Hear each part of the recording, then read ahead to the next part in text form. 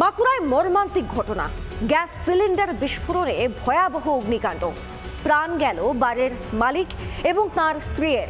কোনো ক্রমে প্রাণে বেঁচেছেন বাড়িতে থাকা আরো ৩ জন। তবে অগ্নিকাণ্ডের কারণ এখনো স্পষ্ট নয়।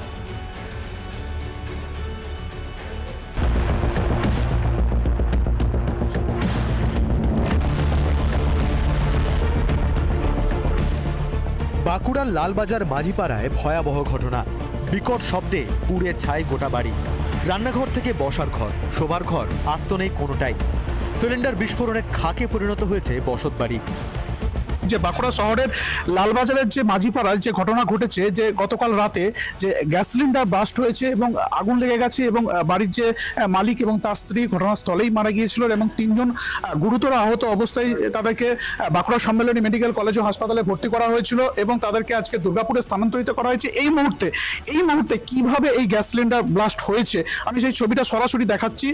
যারা ফরেনসিক টিম আছেন তারা তদন্ত শুরু করেছেন যে কিভাবে এই গ্যাস সিলিন্ডার ব্লাস্ট হয়েছে। মাঝিপাড়ার বাড়িতেই 1 মেয়ে ও 2 নাতনি নিয়ে থাকতেন পাল দম্পতি। বাড়িতে আগুন লাগার পরেও কোনো ক্রমে প্রাণে বাঁচে 2 নাতনি ও মেয়ের, কিন্তু আগুনের গ্রাসে পুড়ে মৃত্যু হয় পৌর দম্পতির। এখানে একটা ইলেকট্রিক পোল আছে সামনে, আর সিলিন্ডারটি ছিল আমাদের এই সিঁড়ির কানিসে, এই যে দেখছেন ওটা সিলিন্ডারটা বাস্ট হয়েছে। যতদূর সম্ভব এত যে তার ঝুলছে, তারের শর্ট সার্কিট থেকে সিলিন্ডার বাস্ট হতে পারে, কারণ গ্যাসের যে সিলিন্ডারটা ভেতরে আছে ওটা কিন্তু বাস্ট হয়নি। দমকলের বেশ কিছুক্ষণের চেষ্টায় নেভে আগুন। ঘটনার আতঙ্ক থেকে এখনো বেরোতে পারেনি মৃত দম্পতির মেয়ে। এখান থেকে লালবাজার পর্যন্ত শোনা গেছে যা শব্দটা হয়েছে, মানে বোধহয় সিলিন্ডারটা ফেটেছে সেটারই। আমরা ঘুমোচ্ছিলাম আর ওই শব্দটা শুনে আমরা ভাবলাম ভূমিকম্প হচ্ছে।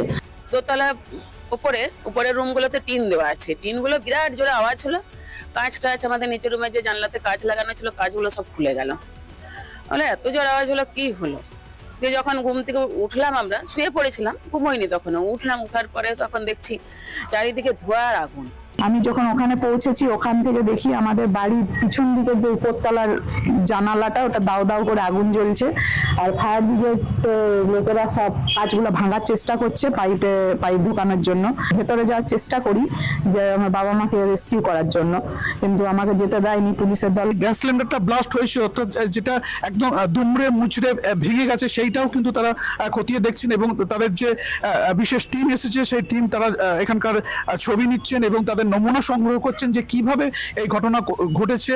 সমস্ত কিছু তার সাথে বাঁকুড়া জেলা পুলিশের যারা পুলিশ আধিকারিক আছেন তারাও সঙ্গে এসেছেন। এই যে বাড়ি আছে, 2 তলা বাড়ি, সেই বাড়িতে আগুন লেগেছিল। তো পুলিশের ভ্যান ওখানে পৌঁছে গিয়েছিল, পুলিশের স্টেশনেও নিজের অ্যাম্বুলেন্স আছে, সেই অ্যাম্বুলেন্সও পৌঁছে গিয়েছিল। তো যারা ইনজার্ড ছিল 3 জনকে ওখান থেকে উদ্ধার করা হলো। শর্ট সার্কিটের জন্যই এই আগুনটা ধরেছে। ভয়াবহ বিস্ফোরণের পর থমথমে গোটা এলাকা। বাঁকুড়া থেকে মৃন্ময় পান, রিপাবলিক বাংলা। সীমান্ত রক্ষায় কাঁধে কাঁধ মিলিয়ে প্রস্তুত বিএসএফ, আম জনতা। মালদার সুখদেবপুর সীমান্তে অতন্দ্র প্রহরা। নজরদারি চলছে সিসি ক্যামেরা এবং খাঁড়ি এলাকাতেও নজরদারি চলছে। সীমান্তের কাঁটা তার দেওয়া বন্ধ হয়েছে চোরাচালান এবং অনুপ্রবেশ, আর তাতেই গায়ে জ্বালা ধরেছে বিজিবি।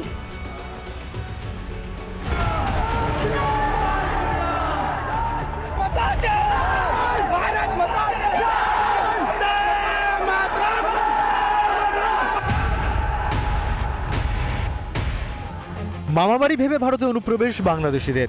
সীমান্তের কাঁটাতারহীন এলাকা থেকে চলে চোরা চালানো। সীমান্তে কাঁটাতার দিয়ে বন্ধ হচ্ছে চোরাচালান, রোহিঙ্গা জঙ্গি ঢোকানোর ষড়যন্ত্র, আর তাতেই গায়ের জ্বালা ধরছে বিজিবির। সেই গায়ে জ্বালা থেকে সুখদেবপুরে বিএসএফ এর কাঁটাতার দেওয়াতে বাধা দেয় বিজিবি। বিএসএফ এর কাঁধে কাঁধ মিলিয়ে বিজিবির বিরুদ্ধে রুখে দাঁড়ায় আম জনতাও।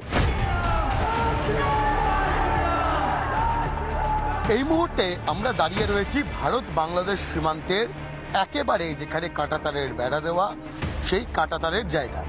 ঠিক কাঁটাতার, কিন্তু এই জায়গাটা কাঁটাতারের যে বেড়া, আর কাঁটাতারের বেড়ার কিছুটা অংশ পর থেকেই হচ্ছে ভারত বাংলাদেশ আন্তর্জাতিক সীমান্ত। কাঁটাতার পার করলেই 2 চোখ যেদিকে যায় সেদিকে বাগান, মাঠ, গাছপালা। আর এই এলাকায় এখন বিএসএফ এর নজরে। বিস্তীর্ণ এই এলাকায় রয়েছে প্রচুর খাঁড়ি, যেখানে চাইলেই লুকিয়ে পড়তে পারে অনুপ্রবেশকারীরা। যে ধরনের খাঁড়ির মধ্যে দিয়ে এই মুহূর্তে আমরা আসছি, এই ধরনের খাঁড়ি এখন বাড়তি নজরে বিএসএফের। কারণ কাঁটাতারের বেড়া টপকেই কোনোভাবে এই ধরনের ঘাসের যে জঙ্গল, সেই জঙ্গলে ঢুকে পড়তে পারলেই অনেকটা নজর এড়ানো যায় বিএসএফের, এমনটাই কিন্তু বলছেন প্রত্যেকে। শুধু এই নয়, সীমান্তবর্তী এলাকায় জলাভূমিগুলি ভরা কচুরিপানায়, আর সেই কচুরিপানা সরিয়ে বিএসএফ এর সুরক্ষা নিশ্চিত করতে সাহায্য করছে স্থানীয় বাসিন্দারা। সেই জলাভূমির মধ্যে কচুরিপানা যা তৈরি হয়, সেই কচুরিপানার আড়ালে অনুপ্রবেশকারীরা লুকিয়ে থাকতে পারেন।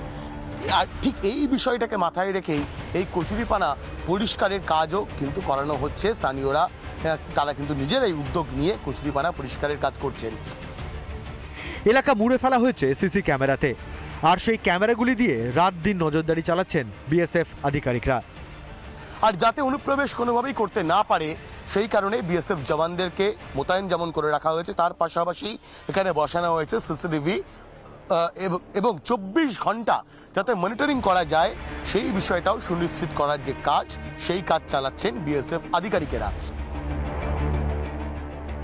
সীমান্ত থেকে আর কোনো রোহিঙ্গা জিহাদিরা যাতে না ঢুকতে পারে, তার জন্য সীমান্তে কড়া প্রহরায় বিএসএফ। এরই মাঝে মালদহের মহদীপুরে মালদহ সেক্টর ডিআইজি ও বিজিবির রাজশাহী সেক্টরের কমান্ডারের মধ্যে এক সমন্বয় সভা হয়। তবে দেশের সীমান্ত ও সুরক্ষা নিয়ে কোনো আপোষ নয়। দেশের সীমান্তকে আঁটোসাঁটো করার জন্য বিএসএফ এর পাশাপাশি প্রস্তুত আম জনতাও। এবার আর মুখ বুজে নয়, সময় এসেছে বেঈমান জিহাদিদের মুখের মতো জবাব দেওয়ার।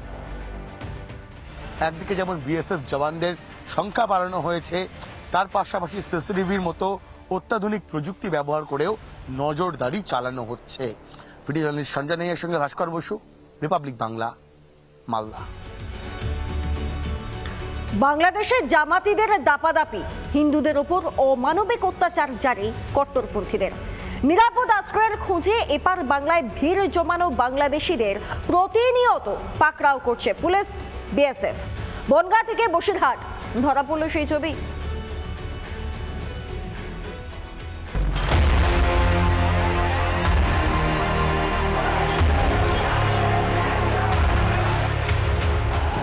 হাসিনা সরকারের পতনের পর থেকেই বাংলাদেশে শুরু হয়েছে জঙ্গিরাজ, বাড়ছে হানাহানি। নানা ধরনের কন্টেন্ট দেখার জন্য লাইক করুন, শেয়ার করুন আমাদের ফেসবুক পেজ, সাবস্ক্রাইব করুন আমাদের ইউটিউব চ্যানেল। পাশাপাশি অন্যান্য ব্রেকিং নিউজের জন্য অবশ্যই চোখ রাখুন রিপাবলিক বাংলায়।